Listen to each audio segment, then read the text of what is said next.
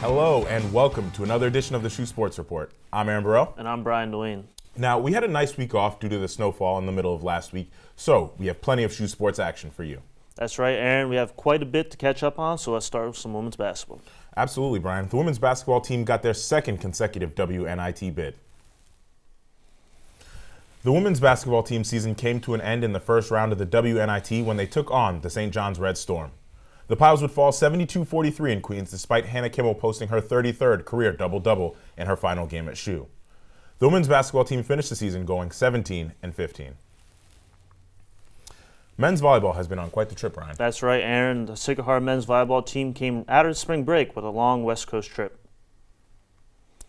The Pioneers fought tough contests against number 6 UCLA and number 1 Long Beach State and ended the weekend with a hard-fought 5-set thriller against number 12 USC as the Trojans took the 5th set 16-14. Senior Christopher DeLucci had a season-high 18 kills on the night for a .316 hitting percentage, while junior libero Joshua Eisenberg recorded 16 digs. The Pioneers return to EIVA play tomorrow night as they travel to Harvard. For more Sacred Heart sports, we'll throw to Adam Chambers with this week's Update Corner. Adam? Thanks, Brian. For this week's segment, we'll start off with equestrian. Equestrian traveled to Orange, Mass. As they competed at the Zone 1 Western Regional Championships. Haley Mina placed second in open reining and first in advanced horsemanship, advancing her to the semifinals. Michelle Johnson took first in novice horsemanship and also advancing to the semifinals. Abigail Williams and Victoria Caputo took third in their respective events. The Pioneers are back in the saddle this weekend for the Western semifinals in North Carolina. The Sacred Heart fencing team sent 8 fencers to the NCAA Northeast Regionals at Yale. Samantha Abbott was the top finisher for the women's team, taking 12th in Epi after advancing to the final pool round with a 7-5 record in the first 2 rounds. Tyler Endy led the men's team, placing 18th in the men's foil, going 7-5 in pool action. Women's golf competed at the Lady Eagle Cat Invitational on March 9th and 10th at Daytona Beach and placed 3rd overall with a total of 613. Sacred Heart had 4 players in the top 25 finishers.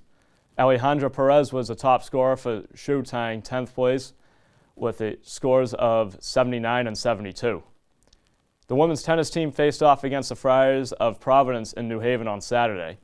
Taylor Gerda and Claudia Ruiz won their 3rd straight doubles match. In a close battle with Providence, the Pioneers took 3 out of 7 singles matches as they fell to the Friars. The women's tennis team is back on the court tomorrow to face off against their conference foe, St. Francis University. For more on tennis, we had Alex Bousquet sit with the director of tennis, Mike Gustelli, a couple weeks ago. I'm here with Coach Gustelli, the director of tennis. Coach, thanks for coming on the show and coming down. Now, I want to jump right into it. As far as women's tennis goes, they had a big victory against Wagner. I believe it was a 5-2 victory just this past week. What can you say to that victory can translate into the rest of the season in conference play? Well, I'm hoping with our win on Sunday, we've been dealing with a lot of injuries. We really haven't had a full lineup. We were missing basically 2 starters on Sunday.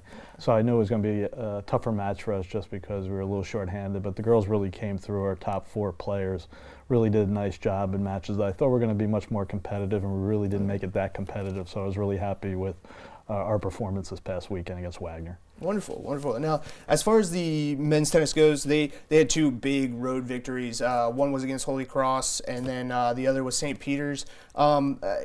How can they take that, what they learned from those 2 victories, into the postseason, or not the postseason, but the regular season, and just kind of get things rolling for them? Yeah, with the guys, it's a little bit different. We're really, from our team from last year, we basically have 2 starters back and a whole bunch of new guys. So a lot of our coaching, myself and Matt Cook, really working on the guys understanding, what they should be able to do in matches and understanding our limitations sometimes. I think sometimes we try to do too much, and if we're not at that level to do some of those things during matches, okay, be a smarter tennis player and, try to really carve out what their game is going to be.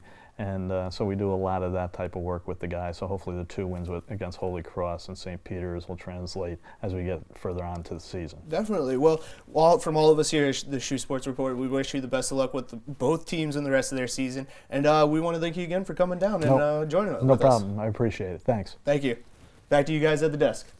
Spring sports are in full swing as members of both lacrosse teams have already hit some milestones. That's right, Aaron. Just last week, one women's lacrosse player hit a career benchmark. On March 11th, Sacred Heart women's lacrosse senior Caitlin Delaney recorded her 100th career goal as the Pioneers dropped the 15-10 game to the Marist Fox at Campus Field. Delaney currently leads the Pioneers with 21 points on 11 goals and 10 assists. She has recorded 146 points thus far in her Pioneer career. We'll keep it here with lacrosse as two members of the men's lacrosse team hit career milestones as well. The men's lacrosse team opened up NEC play with a 12-9 loss to Robert Morris at Campus Field on Saturday. Seniors Brian Massey and Ryan O'Donohue both reached career milestones. Following his hat trick, Brian Massey has now reached 100 career points, with 67 of his 100 points coming from goals. Ryan O'Donohue passed the 100 career caused turnovers with his 3 on Saturday, giving him 101 for his career.